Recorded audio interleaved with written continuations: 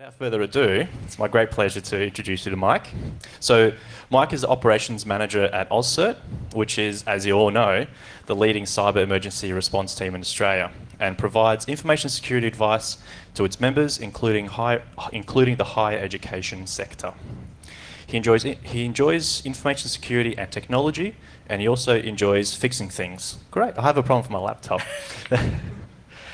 Whether it's a broken piece of tech or an entire business unit at work that needs a strong... I do charge for that, by the way. Oh, you do charge for that? All right. Maybe not then. Most importantly, he enjoys public speaking to spread awareness of information security topics, which he does fantastically. So I'm really looking forward to this. Thank you, Mike. Oh, God, he's built me up way too much. Crikey. All right. Look, thank you very much for coming, because I am aware I'm up against some very stiff competition. I knew I was really pushing it uphill, and that's why I felt the need to mention it this morning, try and get a few of you here. I don't know if Alex is releasing his on video. This will be on video, for sure. All right, so do I need to go through this, or are we all okay about it now? All right.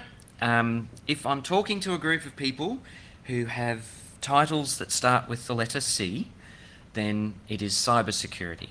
If I'm talking to most of the people I see in front of me in this room, it is still InfoSec. Have you any idea how hard it is to switch between the two all the time? If you say cybersecurity to you lot, you'll throw things at me. If I said it at breakfast this morning with our CIO at the university, he'd probably expect me to say cyber. And actually, I think he is a Doctor Who fan. Did he tell me he's a Doctor Who fan? He's a Star Trek. Oh. Okay. Yeah, fair enough. All right. Okay, so for those of you that don't know, and I think that's probably a very small group of people these days who don't know who we are, the most important thing is that we are not for profit. So that doesn't mean that we're also for loss, so we don't do things and lose money. We cover our expenses, and that's how we operate. We've been doing it for a very long time. 1993 in InfoSec is a long time. I wasn't in InfoSec at the time. I was at university then, and that was just an imagination figure at the time.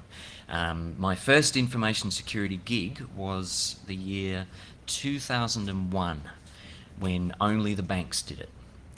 And now it's so popular everyone does it. Isn't that exciting? Now that it's so popular, I might have to go and do something that isn't popular. One of the things that we do very well is we collaborate. So something that AusCERT did around the turn of the century was get together with another group of certs in the Asia Pacific region and form AP CERT. We were actually part of that. We weren't the one that made it happen, but we were on the team of certs that made that happen. That's now blossomed into, I think they've got about 30 certs at the moment in the region, and they collaborate. We collaborate. So if we want to talk to someone else in the AP region, we've got contacts and we can talk to them. It works extremely well. So that community's actually been doing United We Stand in collaboration, the theme of our conference last year. They've been doing that since about the year 2001 or 2. That, for me, is something pretty interesting, because if you look at the social studies of this, large organisations are only just figuring out that it doesn't matter about the competitive edge if everything goes to pot. So a lot of organisations are now jumping on the bandwagon and saying, yeah, sure, we'll share things. I'm aware of banks that are actually deliberately sharing information back out to the community, not just the banking community, but the community in InfoSec, and I think that's really wonderful. First is one of the other ones, but that's worldwide. They're much, much larger. So we actually are very active in those communities. We send people to their annual meetings, which is of the form of a conference just like this, and at those events, going around and talking to everyone at the event and saying, hey, I'm Mike from AusCERT and this is what we do, that's really useful when you come to us as members and say, I've got a phishing scam in, I don't know, China. We'll know someone in China CERT that we can talk to about it if we're having trouble with it. So that sort of thing really works. Let's go back in time, though. This is I could have done a Star Wars theme thing and done the in a galaxy far, far away and all of that, but I haven't. I don't know why there is a sheep. in this picture? I don't know. And the person, is it the person holding it? No. Sorry, I'm just looking at the names. It's the person 2 down from the one holding the sheep is the person that gave us this photo. Danny Smith actually contacted us a little while ago and said, guys, I'm not sure if you're aware, but it is actually your 25th birthday this year. Now, we were well aware of it, but we didn't know the actual date because, hey, it's 25 years and there's no original AusCERT people around anymore.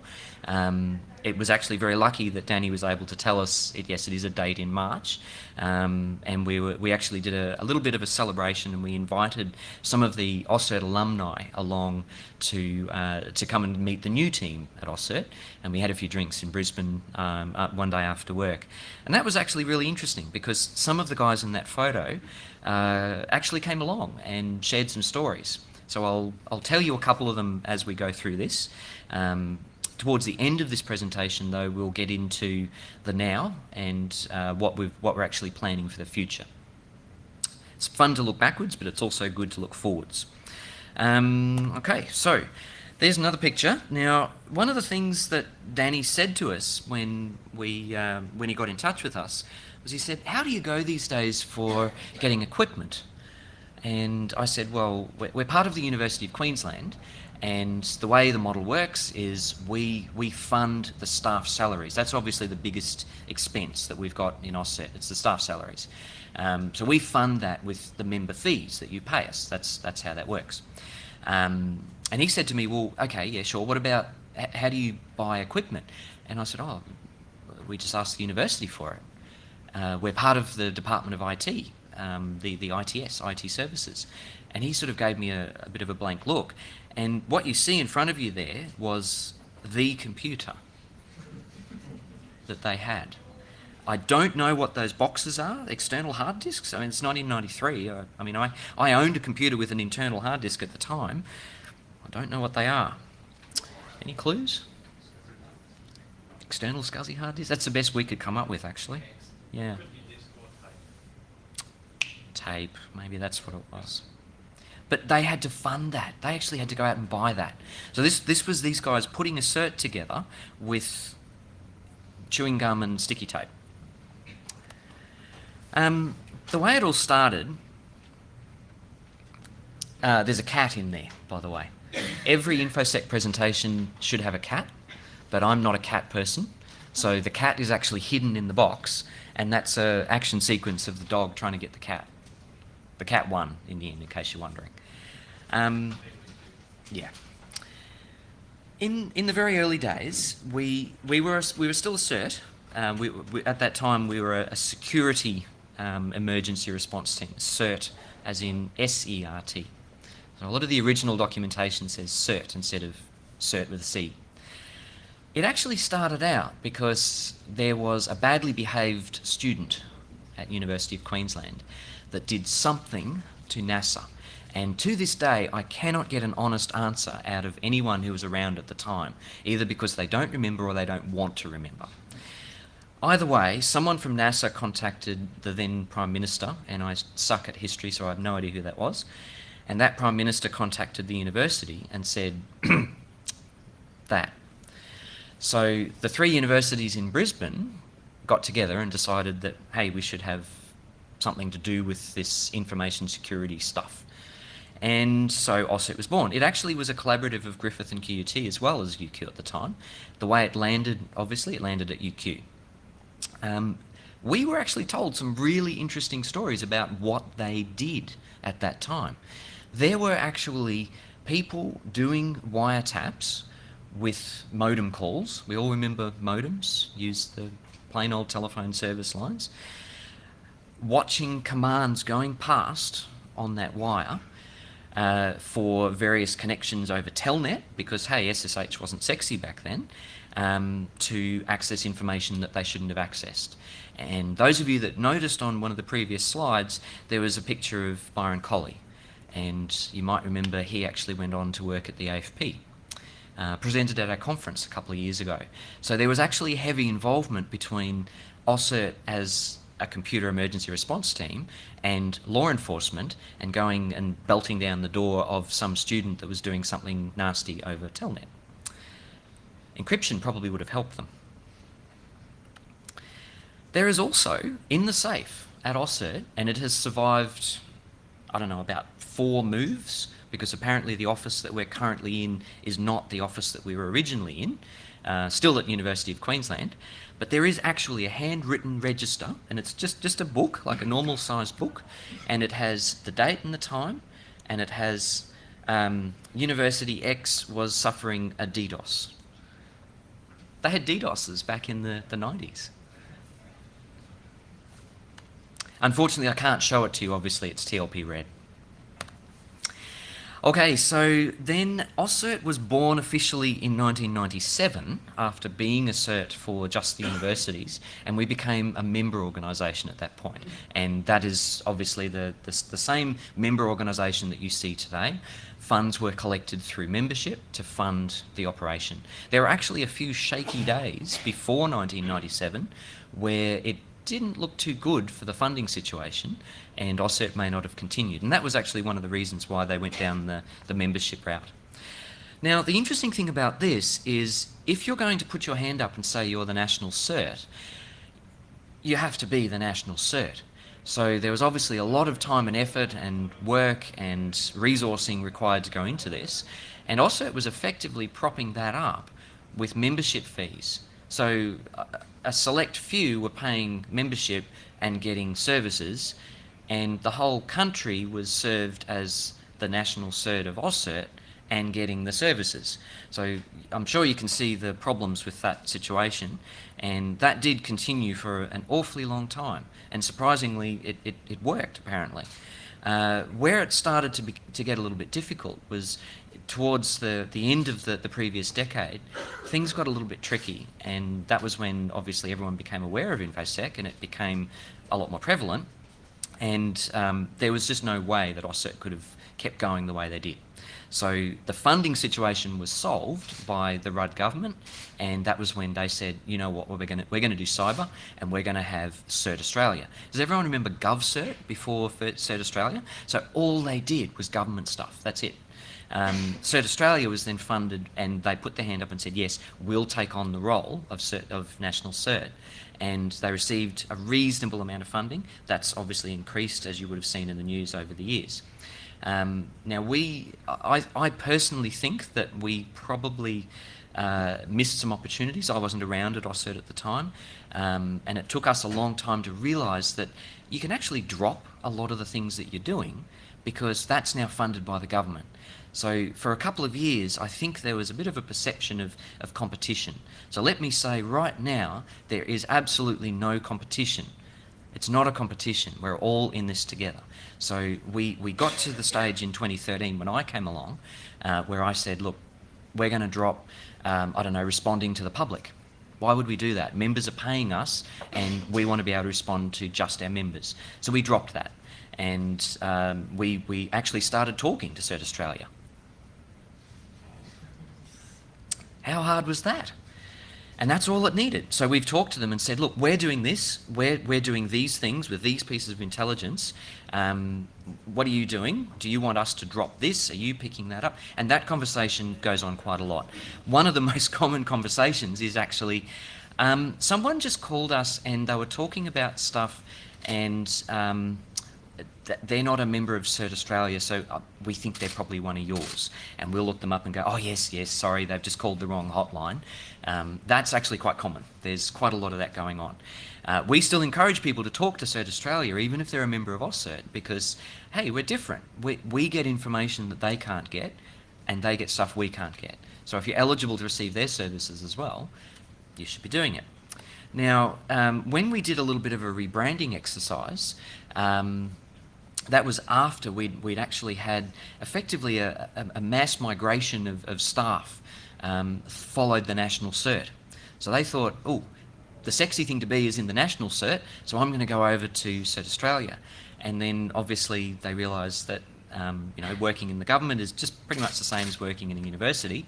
It's just a different building, and things weren't as interesting as they could have been. So unfortunately, a lot of staff actually followed the dream and then realised the dream was the same and then went out to private industry. And we went through a big rebranding exercise to basically rejuvenate AusCERT. And I'm extremely proud of the team that has built up since then, since I came in. It's not me, I'm standing here telling you the story, but it's the team that did all of this. And they have actually come up with some fantastic things. So we'll talk a little bit about that. I don't know if anyone remembers, I'm just going to wander briefly away from this. I don't know if anyone saw our very limited edition accidental logo that we put out in 2013 or 14. We forgot Tasmania. So University of Tasmania called us and it's been fixed, and there is our logo. You may have noticed that there is another logo now floating around the conference. We're actually in the process of rebranding again to something that is less confusing, simply because people don't know which letters are capitalised. So we're going to capitalise the whole thing from now on. Okay, so this is what AusCERT looks like now. Just think back to that slide that I showed you before, and there was, 5 or 6 people in that, plus a sheep. We've now got a lot of people in AusCERT. One of the interesting things is we're quite light on for management, I think, for such a large team. And I think that's why we're actually so successful. We've only got myself and one other manager, and our director, who was in the room, I think he got oh no, he's back. Our director is actually also the Deputy Director of Infrastructure Operations at the University of Queensland. So his portfolio is quite massive, but because we're cool and sexy, he gives us a lot of his time, which we do appreciate. Of course it is, David. It's because of the wonderful staff that work with you. But you can see in this list that there's obviously a big focus on the technology side of things. That's the left-hand side. But everything you see about you at the moment is from the other side, and I'll get to the bits that we contribute to in the technical side of the conference.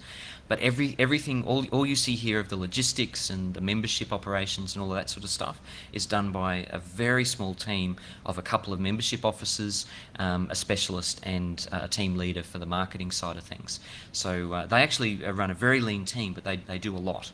On the other side, we're actually increasing the number of analysts, and I did mention that we're advertising. So if you're interested, have a look at that. There, another shameless self-plug. We have a lot of opportunities, I'll say. So we can actually take in staff that are interested in InfoSec, have the basic level of training and knowledge that can get them through our technical evaluation, but we can train you up on everything else. So we have the opportunity, because we've banded this job across multiple grades, we can actually take you on at a junior level, give you the training, you'll learn incident response, you'll learn threat intelligence, you'll dabble with security tool automation. We've got a DevOps team that you'll work with. It's quite a lot of fun. So have a look at that and spread the word, please. Okay, so that is the modern day AusCERT. Now, some of the things that team has done over the years is actually incredibly exciting. This is actually what gets me out of bed every morning and brings me into work. It's the people I work with. Who's an AusCERT? Well, no, don't answer that. Who's aware of the MSINs? Yeah, okay, heaps. This product came out, a couple of years ago now, and this was the result of one of our analysts, who is now the team lead of the analyst team, Ananda. One day we were sort of talking, shooting the breeze about all the threat intelligence and data we have, and there's a truckload. Even back then, a few years ago, there was a lot.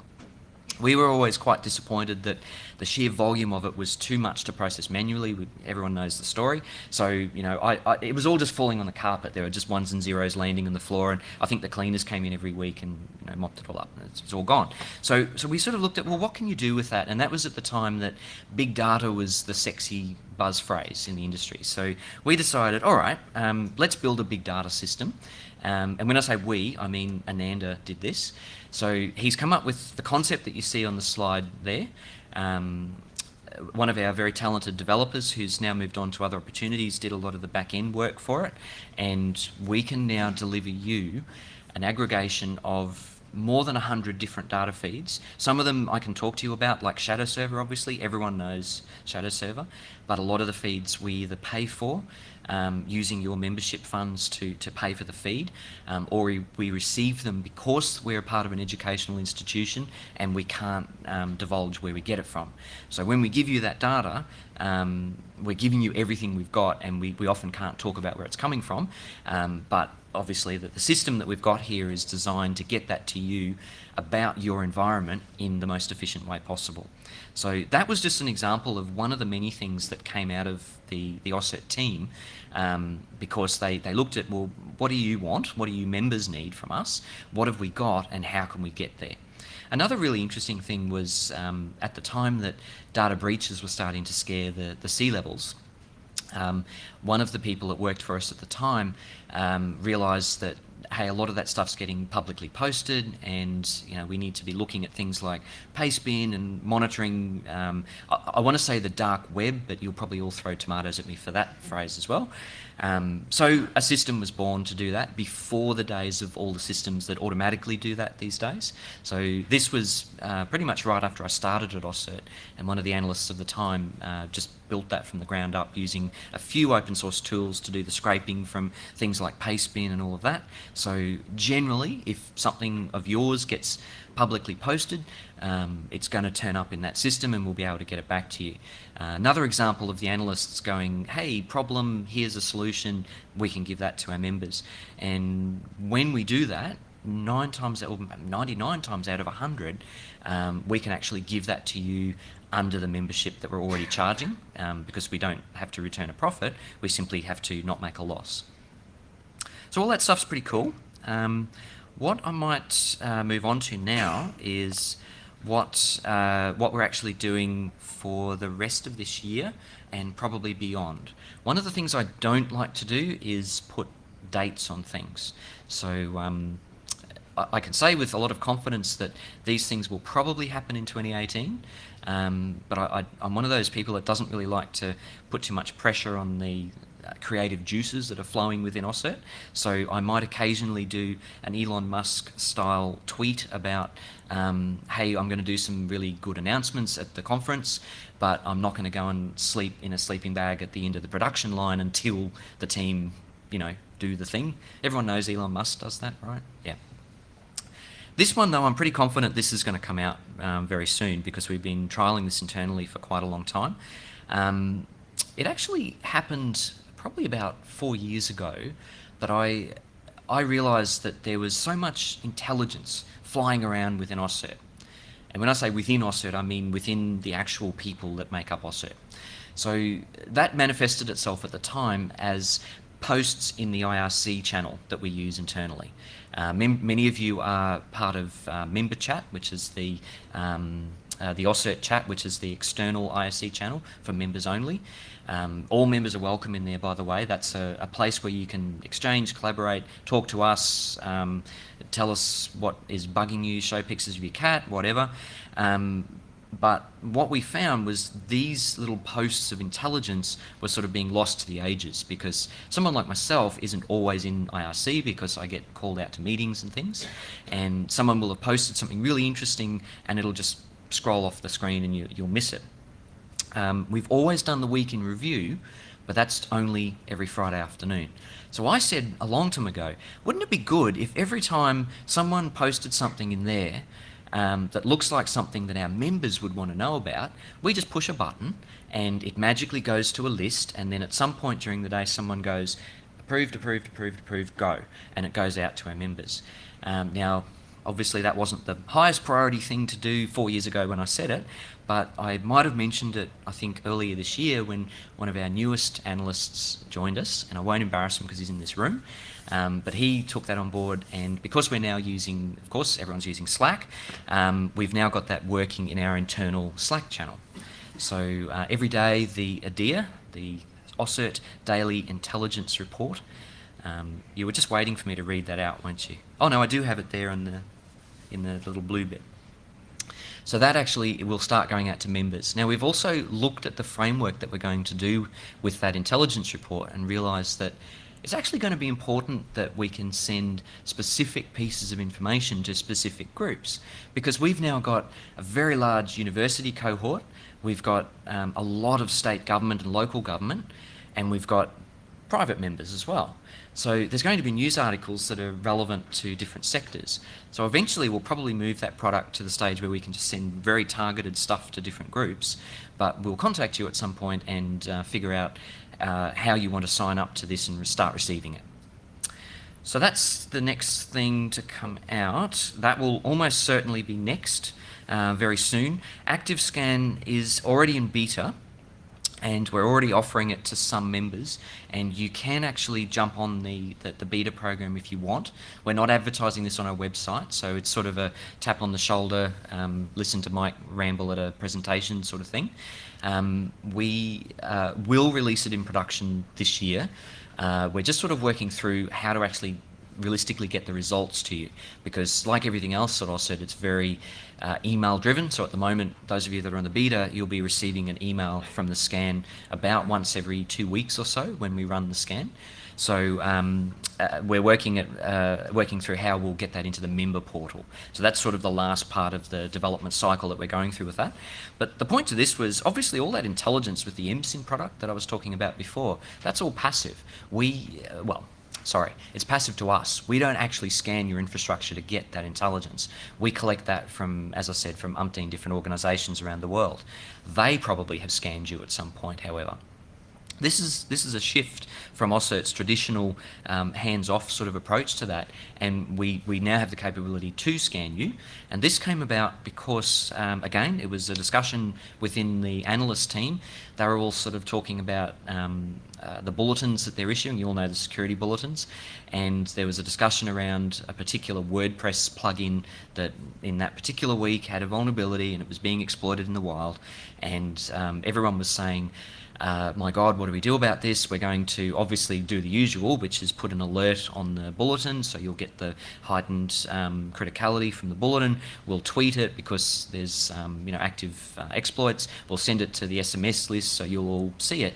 But then we thought, well, wouldn't it be good if we could also tell members if they're vulnerable? Now, many of you will have Nessus, Qualys, whatever, and you'll be running those things as part of your security program. But not everyone will be able to afford Qualys or have time to run Nessus, or those products may not necessarily have some of these very latest bleeding edge vulnerabilities in them. So we thought the best thing for us to do is pop this together as a framework so that we can, every time a vulnerability comes up, we can go, is this worth popping in here, so that we can scan you for it. So that's likely to come out towards the end of this year, but you can take advantage of the actual mechanical workings of it already if you're happy just to receive a fairly plain looking email report about it, rather than getting a nice pretty report in the member portal. So if you want to do that and jump on that pilot, just throw yourself into the member chat and talk to some people at AusCERT, or maybe send an email to AusCERT@AusCERT. I want to talk really, really quickly about some of the other things we're doing at the moment. We are going to launch the concept of an ISAC for standard membership. So we're doing this already. Some of you will know we're doing this in a couple of small groups. We're doing it for the university cohort, and we're doing it in some state government circles as well. Now, the idea behind an ISAC, it's actually an American idea for those that don't know. It's an information sharing and analysis center. And the idea is you have a trust group, you all participate in that group and share whatever. Indicators of compromise is the most common thing that's shared in that group, but it can be anything. It can be threat mitigations or whatever. So what we don't know yet, and this is one of my Elon Musk style announcements, what we don't know yet is how we're going to commercialize this, because there is a cost to us in providing this, because we need obviously more analysts. So at this stage we don't know what we will charge the standard membership to access this service, but if you would like to have a look at it, you can jump on the pilot At the moment, we have an instance that is just moving to production for universities, and the same with a production instance that's been running for quite some time for our state government friends. But as other members that aren't already part of those two groups, you're welcome to jump on it and just see what this is like and what it offers. We actually want feedback too, because if it's not something you want, we're not going to do it. It's that simple. Governments do it quite differently, obviously. Was anyone at B-Sides this year in Canberra? There was effectively confirmation that yes, they are doing offensive stuff. Moving on. So that's how the government does it. Good luck to them. I think what the rest of us can do is jump on this sort of idea. Now, one of the analysts in the team came up with Share Today, Save Tomorrow, and if you're wondering why there is a Velcro patch on your AusCERT backpack that you would have picked up from reception, it's to put those Velcro badges on there. There's 3 different ones, and that's just one of them. We've only released that one today. I believe the other 2 come out tomorrow. So that's actually the reason we have that particular Velcro badge, is because it's the ethos behind what an ISAC is. Now, I'm going to be really quick in this because I know a lot of you already understand the ideas of machine information sharing versus human information sharing. So what I want to do is jump quickly to what we did during WannaCry.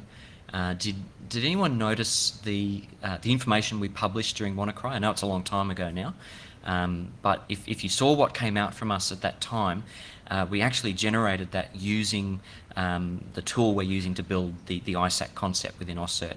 So that tool, of course, is MISP. You will have noticed we've got the guys from CERT Luxembourg here, and many of you would have been to their tutorial, I imagine, and learned a bit about the technology. It's kind of cool because it allows you to visualize a particular campaign and different attributes of the campaign. So down the middle of that screen there's a whole lot of indicators of compromise, like hashes of executables and email subject lines, names of files, all that sort of stuff. You can actually start building up a picture of how it relates to a campaign that goes out today to one that goes out tomorrow, if you like pretty graphs.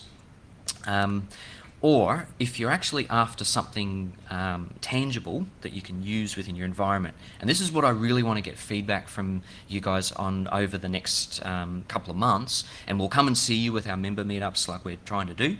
But I want to find out how you used the information in the WannaCry alert that we sent out, and if those sorts of curated lists of indicators of compromise would be of use in the service that we're providing. So obviously this is a screenshot out of MISP. If you haven't already seen it, you can see a whole bunch of the indicators that made up the ransomware that was dropped during WannaCry. There were a lot of them. Now, we also, in that alert that we gave you, we just gave you that in a CSV file. If we were running this ISAC, we would obviously give you access to the platform. You can just log into it, grab whatever you want, or connect to it with an API and shove it into your SIEM or your appliances or whatever else you've got. And that might be a very good place to leave it. Does anyone have any questions? All right. Thank you very much. Yeah, there's been one question posted. Let me just double check and refresh the page here. Yep, one question posted around how many organisations are subscribers / members of AusCERT. Is that a number that you can share? Yeah, I can. It's almost 400, but I'll tell you that number is somewhat misleading in that one can be what we classify as a small member, which is up to 200 employees in the firm, or it could be one state government. So it sort of doesn't really tell the story. What I can tell, instead of answering, well, I have answered that question, but what I can also answer is we've got representation from all of the industry sectors. So if you look at the classification of, agriculture, mining, education, technology, if you look at that, we cover all of those sectors. Some we're a lot more heavy in than others. We're very heavy in government and education, obviously, so we're born out of a university. Great, thank you for answering that. Cool. Were there any other questions from the floor, those that don't have the app installed on their phone? There we go. Awesome. Simon, I knew you'd have a question for me. Is cybersecurity one word or two? It's not a word. Neither of us are sea levels. It's not a word. Cyber. Well, if that's... Oh, sorry. You said initially that you're going to be part of that joint Yes. Cyber Command Center. Oh, Can you yes, tell I us forgot a to little bit mention more that about here. that? Yeah, sure. So, who's signed up to a JCSC? There's one in just about every city now. Yeah. Those centres are deliberately designed for collaboration. So the government has finally realised we need a space that is not a secure building, that building in Canberra that was built and they all had to move out of because they couldn't collaborate in it. They've realised that that's what that's for. So in the Brisbane one, for example, they've got a classified side where CERT sits and various other functions. Then they've got an unclassified section where you just sign in and go. Now, every fortnight, they run information sessions and they get someone to talk or they give some information themselves, and there's people in there from various industries in Brisbane. So that's kind of a bit of a first step towards the government and industry and everyone else talking. So we're in there as well. At the moment, we're only in there with me as an individual just due to some legal things, but we're working through that, and AusCERT will be in there as an organisation. So we want to make sure that those conversations that we've had, like, hey, CERT, you're doing this and we're doing it, which one of us should drop it? Or neither of us are doing this thing, who should pick it up? We want to make sure those conversations are being held very regularly. So that's the intention. Does that answer the question? Yeah. Thank you. Are there any other questions? Oh, fantastic. Will AusCERT offer Stix taxi type feeds at some point? That is an excellent question, which I should have mentioned during talking about MISP, actually. MISP can output just about anything. It can do a Stix feed, it can do OpenIOC, it can do snort rules, tons of different stuff. So what we're looking at is, again, we want to find out what you actually want, because what I don't want to do is say, all right, I now need to charge you extra so that you can get access to MISP, but all you wanted was a Stix feed. If all you want is a Stix feed, we can probably do that without a cost to us. But if you want access to the whole portal and support and help curating indicators of compromise and all of that, like we're doing in some of those trust groups, we probably need to charge for that. So question to the world is, if Stix is something that you need, like our malicious URL feed at the moment is basically text or CSV. So if you want to see that in Stix instead, that's the sort of feedback I'd love to hear. You can send that to anyone, doesn't have to be me, just email AusCERT@AusCERT or jump in the chat room. Does that answer the question? So soon is the answer. So you are saying it will be available It can. soon? If you want to jump on the pilot right now with MISP, you can just grab it with an API key straight out of MISP. Yeah. Were there any other questions at all? Oh, okay. Mikhail, wait for the microphone. So with the MISP, Yeah. if you're running your own MISP instance, Yes. You can peer with ours. So Yeah. MISP, the so thing I love rather than about that MISP, portal, right? correct. The thing I love about MISP is you can consume it on so many different levels. So I'm aware that some organisations have their own MISP server. So if you want to peer it with ours and either consume things out of ours or push things into ours or whatever, you can actually do that. If you don't have that technical capability, you can just log into our instance of it and consume what's in the portal. Yeah. Were there any other questions? Probably got time for one more. No? Well, thank you very much, Mike. And thanks for coming to my session and not going to Alex.